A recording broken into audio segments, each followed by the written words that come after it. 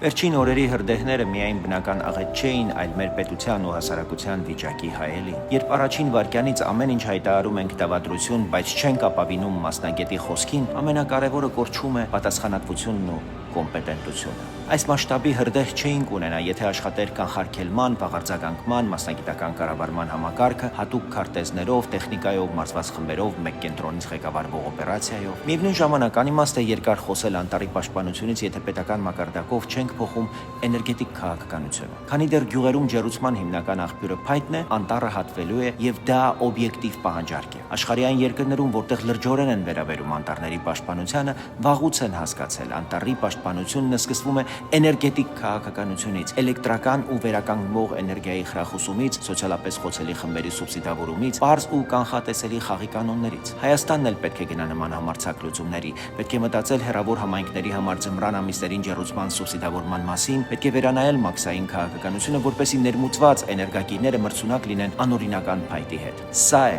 ռազմավարությունը՝ պրոֆեսիոնալ կանխարգելում, ազնիվ վիճակագրություն, երկարաժամկետ էներգետիկ լուծումներ եւ ամենից առաջ պետության, համայնքների ու քաղաքացիների համատեղ պատասխանատվություն։ Անտառն ինքն իրեն չի պաշտպանվում, կամ մենք ենք նրան պաշտպանում ու փոփոխում համակարգը, կամ հաջորդ հրդեհը ոչ միայն անտառն է այրելու, այլ հերթական անգամ մեզ է դատելու որպես պետություն եւ հասարակություն։